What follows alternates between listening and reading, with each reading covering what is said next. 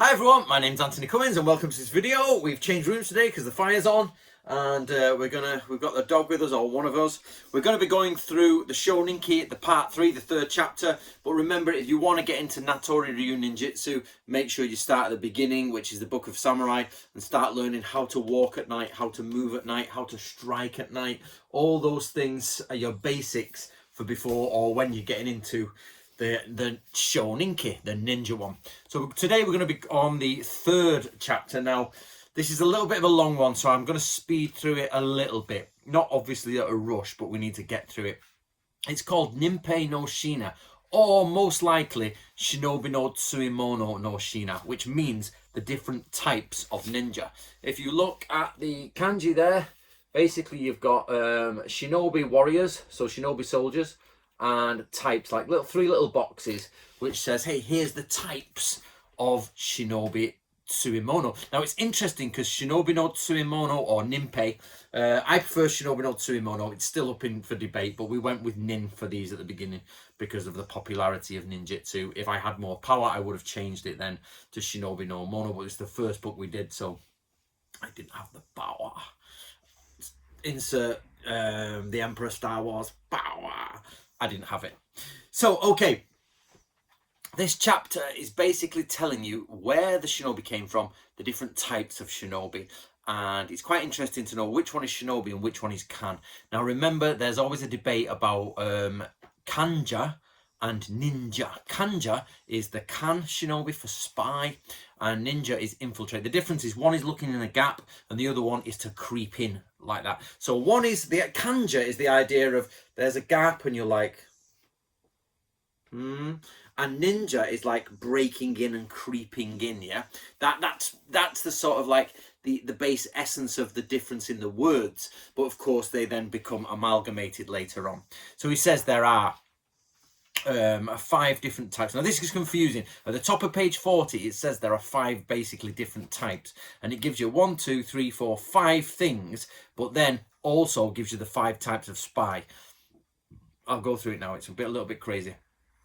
So the first type is Tokan. They're the 5 Chinese spies called Gokan. So this is simply, Gokan means 5. Have a banana, have 2 bananas. Name that film. So the Gokan, Go means 5 spies, and Tokan means spies of China. So Tokan, or the Gokan of Tokan, is the 5 spies of ancient China. Okay. Next is Kyodo, which is guides from locals. Togiki, outside listening. Shinobi no Mono, or ninja, stealers in, and Nusabito, thieves. So, and then what it does is the chapter says, well, there's what we're going to teach you about, these 5. So let's have a look at them. But before that, it gives you a little introduction. So let's go through the introduction. A man who knows everything about ninjutsu and takes ownership of what he's learned, while at the same time always keeping it in mind and conducts himself independently, is called a shinobi. When 2 or 3, basically many people come together, they're known as twin ninjas or grouped together, twin together ninjas. When is this the case? You should be aware that basically, if they don't work good together, then they won't work good at all. He says here, in ancient times, the masters did things alone. Now that's debatable, but we'll get to that. But he says because the higher the number of people you get in a ninja mission, the more difficult it is. Now this is gone to in massive detail in the Bansen Shukai, which is the Book of Ninja, and you can get that as well. It's out now. And he says you've got watchmen, you've got fire helpers. Chikamatsu Shigenori is the same. You've got fire helpers, you've got watchmen, you've got side attackers, you've got door minders, you've got dog 1, dog 2, big dog, lesser dog. All this sort of stuff. By doggy means creeper in. And basically it becomes a problem. So if you're doing a shinobi mission on your own, you've got control of everything. But of course you haven't got eyes everywhere. Whereas when you've got 10 men, or here, twin ninjas is not always 2. It basically means twinned together, grouped together. So if you've got, say, 10 people, you're like, I'm not sure about that one. Number 8, he's a bit clumsy. And even the Bansen Shukai says if someone's a little bit jittery, then make them a watchman or a signaller. And even then, be careful they'll run away. So what we've got here is this idea that maybe in the past, expert ninjas went in alone. But you did also use groups of maybe lesser trained people. But again, this is just so from Fujibayashi's point of view, he's saying you get lesser trained people. You get more people. Some of them are lesser trained, but the creepers in are the top guys. And Isui Sensei is saying you can do it, but it's a ball ache, and you may as well do it yourself. Okay, so blah blah blah blah. So then he has a bit of a complaint about the people of today. Now I said to Yoshi, Yoshi, the fact that Isui Sensei is complaining that it can't be done today because the people of his day are not good enough, does that mean you have active shinobi? And she checked the original Japanese, and she's like, you could call it, but it doesn't. It just basically means, how could people do that today, instead of how do today's people do it? So it's a bit of a difficult one when you're looking at that type of translation. Sorry, you've not seen it, but the dog is just sprawled everywhere. Are you all right there, gorgeous? So, he could be saying the people of ninjas of today are not that good, or if we tried this today, like they did in the old days, 60 years ago from this book, it's difficult. We're not quite sure. So that's the end of his introduction. So then he goes on about Tokan first.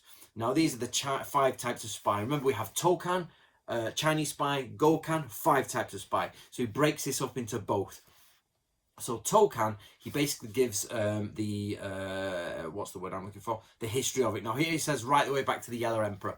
What he's saying is that spying goes back to the beginning of time, because the Yellow Emperor is actually a mythical, not creature or being, but a mythical man who possibly came a deity, who basically made China civilized from like barbarian hordes, if you like. He civilized China. That's the legend. And he's saying, so in legendary ancient times, they even had spies, and we call them ninja in Japan. So even in ancient China, they had ninja. No, they were kanji. But this game of spying and thieving and going in has been going on since the beginning of time, basically. There's actually a sentence here that has been added by us from a footnote, which the publisher has put in the main text, which is annoying as hell. I've told you all about that a million times before, so just be careful. Some things the publisher put from our research into it, so it was a bit of annoying. But then he goes on to name some chronicles, and he's saying, basically, in this book it says this, in this book it says that, so you don't need to worry too much about that. I know John Hater out there has actually got a copy of the Zhao Zuan, the Chronicle, and he brought it to my house. I want a copy, but it's like 150 quid. It's just too expensive. And then, of course, he's got The Art of War. It says The Art of War has them, and he talks about Sun Tzu. Now, I've done the ultimate guide, the Ultimate Art of War, a step-by-step illustrated guide to Sun Tzu's teachings, which you guys know I've done. So get yourself a copy of that. The 13th chapter is exactly what he's talking about. So right now, he's saying that ninjas come from mythical times. They're not mythical. What it means is, spying is old, tradecraft is old. It's right back in the beginning. Here's some examples of all the people that use it. You can try and use it in a group, but you're going to have difficulties. Therefore, it's best to use it individually. And then he goes through the types of spy. You can hear that buzzing in the background. That's my neighbour with like cutting grass in the middle of the coronavirus lockdown, which is perfectly fine. He's just randomly cutting everyone's grass, I think. He does it for money. Okay. So the first one is local spies. I won't go through the Japanese. So what's great here, he says, their purpose is to gather information. Oh, sorry. So these are the Gokan. Let me go back a minute. Can I get a rewind? So the Gokan, the 5 types of spy from China. So Tokan is Chinese spies. The reason it says Sun Tzu at the end is because he says Sun Tzu invented the 5 types of spy, and here they are. However, what you don't know, and I know, and some of my students know, like when we had the event over here last time, that actually Natori Ryu ninjutsu also has 5 types of shinobi, which you mix with the 5 types of spy. So pretty damn good, actually. And I've got that document, and that document will come out eventually, but Isui Sensei mixes 5 shinobi types with 5 spy types to give you 25 variations of ninjutsu. Mint. So he says here, you can use local dialect, collect information, and use Dako. Now, Dako is very important to Natoryu. It's a concept, it's an old concept. It wasn't invented by Isui Sensei. It's an older concept, and it means the 3 types of stealing information. Not stealing, but stealing information. How from mouths to ears to different ways to eavesdropping and all those types of things. There's 3 variations on how you appropriate other people's information, again from other Natori scrolls. Okay, so basically, speak well and understand how to gain information, local spies. Now, inward spies, so enemy retainers. We've done all this, guys. You've stayed with me. A good inward spy will carry out a mission. So basically, I don't want to read it all out. It's quite boring when I read it. But basically, on the inside of the enemy's line, have someone either not. Be careful here. Inward spy and converted spy are often misunderstood. An inward spy is someone you are converting into a spy for you. A converted spy is the enemy spy you are converting to spy for you. They are both converted, yet one of them was not a spy before and they are a spy now for you. The second one is they are a spy and they spy for you now. They're a double agent. Everybody gets this wrong. Not wrong, that's I shouldn't say that, but basically they misunderstand this. So what it says here is, however, to do this, you must prepare them years beforehand with the utmost care, managing and controlling them. So this is where you get spy handlers. And the idea is you're letting a little bit of money there. And so say Bob works in administration and he's not the highest ranking person, but he's next to the office. You keep paying Bob, you keep his family nice, you might even take his family hostage just so the deal's carried out. You keep Bob with some money, and then eventually when you need that information, boom, in you go. Bob will do what you need to do. Now, converted spies. This refers to getting hold of the enemy's shinobi and using them. So remember, this is the enemy has sent you something and you grab them and turn them round, okay? This, he's saying you can get outstanding information, and it's because spies have most of the information you need, and if you convert them you get everything you need. It gives you the name in Japan. You can use the enemy shinobi who have been sent to you by feeding them false information. So what we get there is that this idea that somebody spies on you, you can turn them, get as much information as you can, and then start feeding them false information. For you guys who follow my channel, you all know all this. This is in The Art of War. This is straight out of, and we know that he's telling us it's from The Art of War. But this is the most important bit, I think, of this chapter. I think it's wonderful. If someone from the lower classes speaks with more reason or intelligence than benefits their status, you should be aware.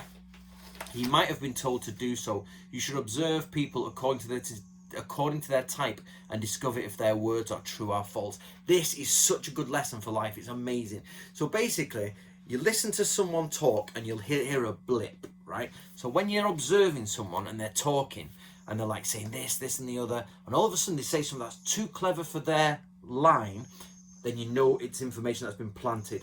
So some people talk at this level and little bits of planted information come out. So, for example, somebody's here like, oh, I watched the football. Did you watch the soccer for you Americans? Yeah, having a beer. I found, do you know the pyramids are this wide and that wide and this tall? And they were built in a period of X amount of years. And you're like, how does he know the dimensions of an Egyptian pyramid? Because he's watched a documentary when he was just before he went to the pub, and he's remembered a few percent of the information, and that's it. The information was placed there by someone else. It came out of his mouth and it wasn't right.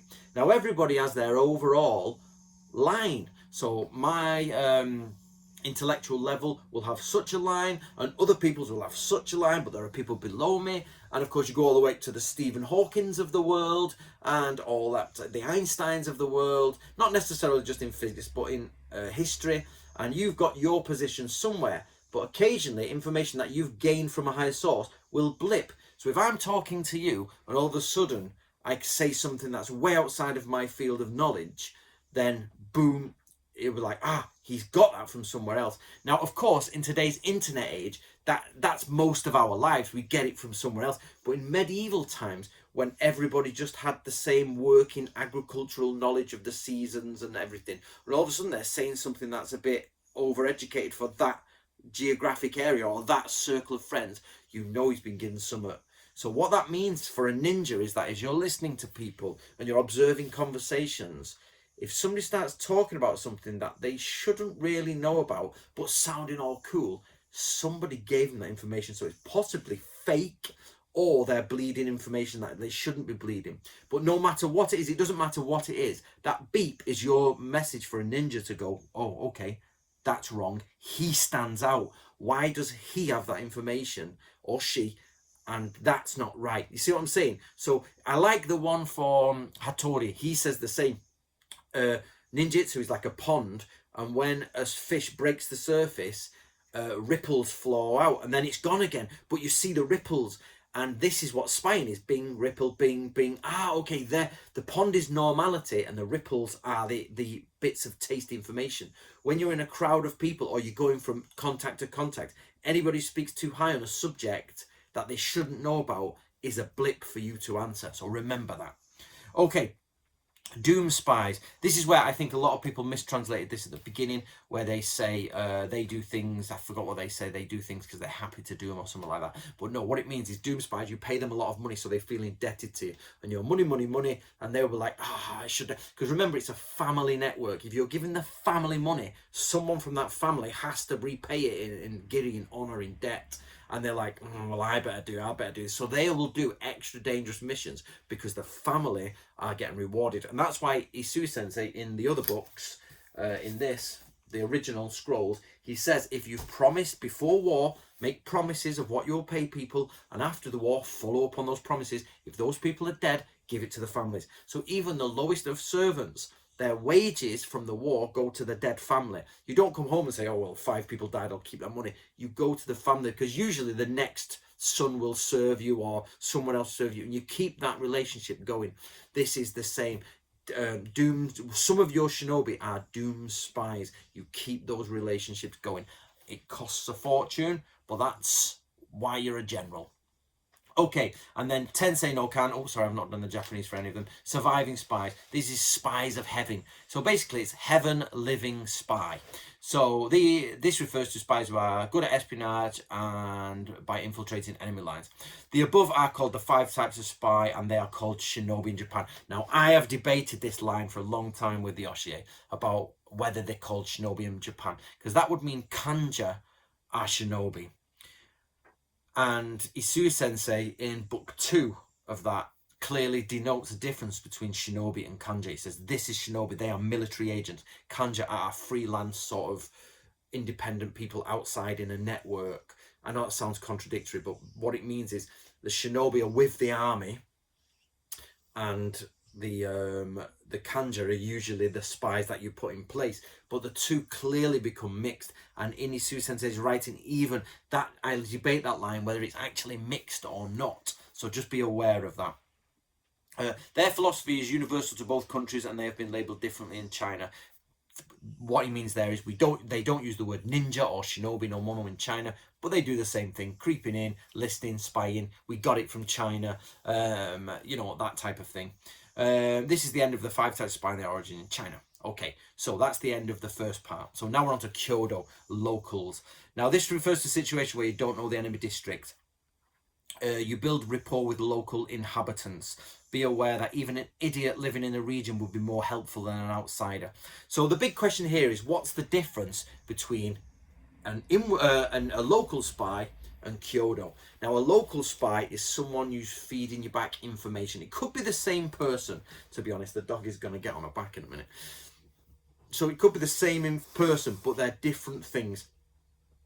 Local spy is someone who works in a bakery, has been watching the troops going past, he's been counting for you. You say, I want to know how many horses they've got. So at night he's near the stables and he's counting, or he's listening to the soldiers as he's selling bread and rice or whatever they're selling, hot potatoes, hot dog stand. It's basically a hot dog stand guy, and he's getting the information and he's writing it down. And then when the living spy, the ninja, calls on the local spy, then the local spy will say, I've heard this, I've heard that, I've heard this. Now, Kyodo means you go to that local person and say, put your hot dog stand down, or it might be a different person, and you say, I need you to escort me to this part of this valley. What are the best ways? Now, locals always know the best.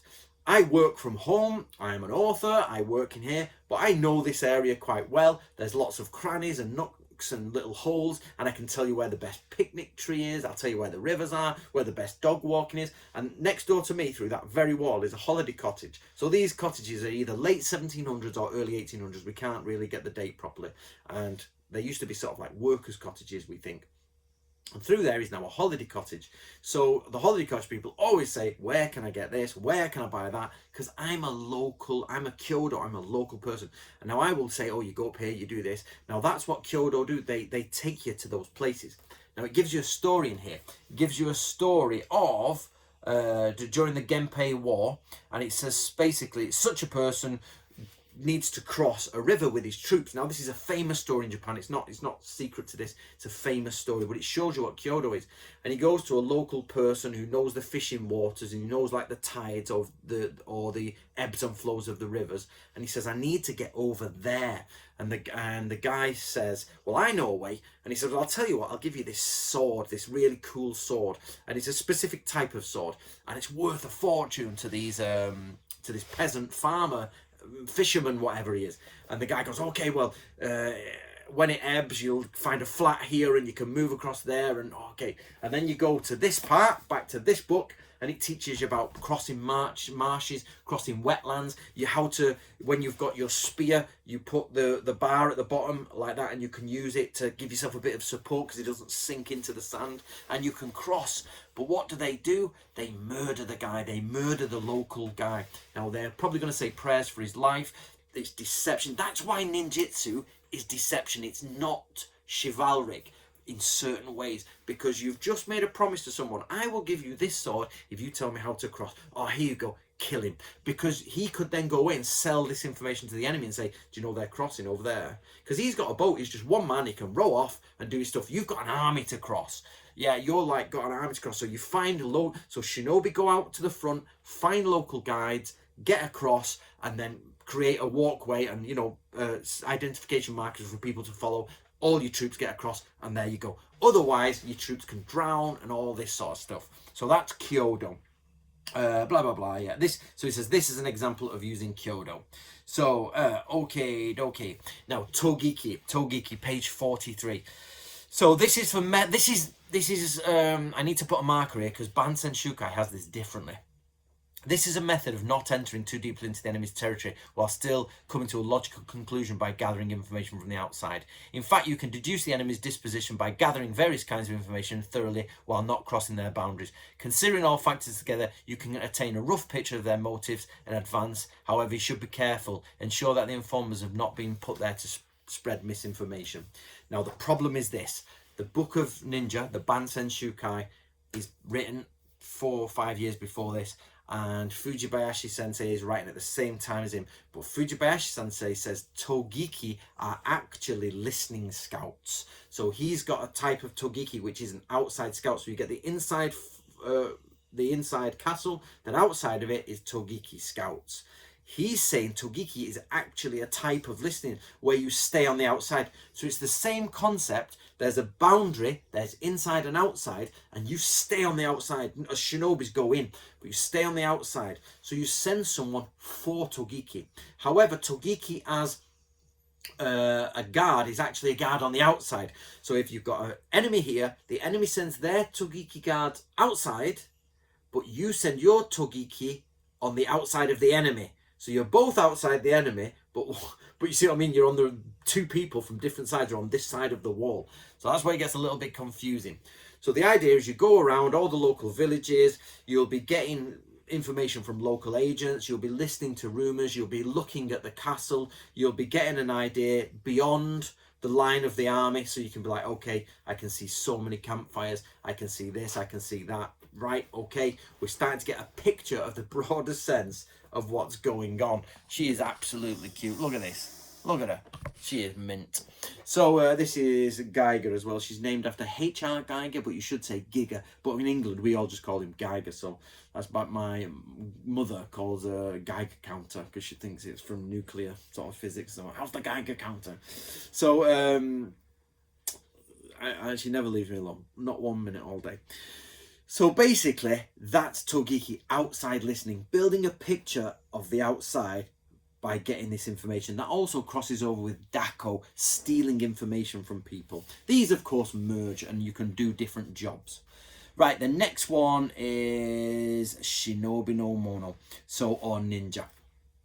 This refers to Japanese spies. That's the problem here. Before, he says spying was in China, and even though they're called differently, this is the same. It's the same. But here he's saying these are Japanese spies, so it's a little bit confusing. It's not contradictory, but it's a little bit like he's saying Shinobi no Mono is what we say in Japan for spies, but it's a little bit off-putting. They never feel hate. This is why I think Isui Sensei is a shinobi. Now, emotionally, I am attached to Natori Ryu, but logically or academically, I have to be detached from the research. So, but it totally sounds like Isui Sensei is a ninja, a proper ninja, and he is saying how good they all are. So listen to how good he makes them sound. He doesn't say this about Vanguard or Archers or anything else. He's just like, these are cool, and that's what makes me think he's a real ninja. This refers to Japanese spies. They never feel hesitant about their business. They spy whether it's daytime or night. They are the same as Nusabito in skill, thieves. However, a ninja does not steal, brackets for profit. Those who have mastered the shinobi arts can creep into any difficult situation and return, even if there is no way back. It should be said their mastery is extremely profound. So what do I mean by is Isui Sensei a ninja? Now, I may have been through this with you before, but basically, the ninjas existed up until at least 1868 minimum. That was the end of sort of ninja days, if you like, samurai days came to an end, because the pay network changed in Japan. They used to get paid by the clan. Now, instead, all the money came to a central government and was reallotted to people as a national level. That was the change that went through.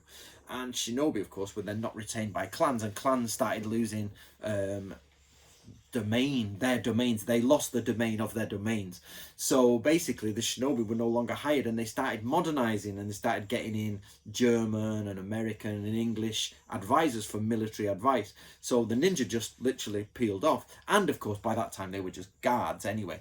So in 1681, though, we're not far outside of the war. We're only 60 years outside of the war, 70 years outside of the war, you know, after Osaka and everything. So the shinobi are still there, but we don't know how often they're used. So we don't know if Isui Sensei is a shinobi or not a shinobi. We know he's mastered shinobi no jutsu, but is he really a shinobi working for the Lord Tokugawa Yorinobu? Is he actually Tokugawa Yorinobu's local living spy? And that's why he's saying shinobi are amazing, we're so good, we can do anything we want. Or is he just, you know, why does he sort of like start bumming up the shinobi? Right, but he finishes off the chapter with Nusabito, and this is to counter his love of the shinobi. They have a natural audacity, they have no reasonability and lack power of judgment about future events. They are similar to a hunter who is absorbed in pursuing a deer and fails to see the mountains around him. So the idea is, this idea gives you a picture of a hunter who's like, I can see the deer, but he's no idea about the greater picture. So he's got no concept about the grand scale of things. Shinobi are concentrating on the grand scale. They might have to break in. They use the same tools as a thief. They break the locks. They take out documents or gold or whatever they've been told to steal in the service of the Lord, but yet they have achieved a much higher level of profoundness to understand the scope of everything that they have to do or have to interlock with. So their thieving ability, their spying ability interlocks with the grander picture. He's saying here that Nusabito cannot see that because all they're doing is focusing on the money. Let's break in, let's get the money, let's get some drink. Break in, get the money, get some drink. That's what he's saying. Ninja, break in, get what they need to get, don't steal for profit, and then enter back into the grand scale of military strategy. Okay, they are not They are not aware of the possibility of ruining themselves through theft, stealing, unless how artless and thoughtless they are. We should not talk of their art. So I love the way he says, let's talk about it. We should not talk about it. But basically, so that's the end of the chapter there. They're the types. So overall, we've got, hey, they come from a long time ago, mythical times. It's really difficult to work in a group. There are 5 types of spy if you break them down, but you also get different methods of spying, such as Kyodo, guiding through the mountains or through local areas, listening from the outside, going on the inside, which is ninjutsu, and also thievery through Nusabito, but we're not like them, but we do have the same skills. We are so much, and many people think we are like that. Okay, guys, there we go. We're coming up to 30 minutes. If you're going to start your journey into Natoryu Ninjutsu, you start here. And, of course, book 2, which is in there and there. But you should also get the ultimate guide to... the Ultimate Art of War. The Ultimate Art of War by Anthony Cummins. You'll find it. You'll find it. So it's a step-by-step illustrated teachings to the teachings of Sun Tzu. So that if you get those 4 books, I'll get them out next time. Next time I'll pull all 4 books down and show you. That's how you start with Natoryu Ninjutsu, because Natoryu Ninjutsu is very profound. It's excellent. It's very deep, and it's got multiple scrolls, not just a Shoninki. And that is, Naoi Sui Sensei has set the stage for how spying works. So I'm glad you enjoyed that, or I hope you enjoyed it. Guys, do leave lots of comments below. I enjoy reading your comments, so it's quite nice. Luckily now with this system, it lets me read the comments as they come up in on this iPad. So that's quite cool. I can at least see the first comment come up. Right, my name's Anthony Cummins. See you next time.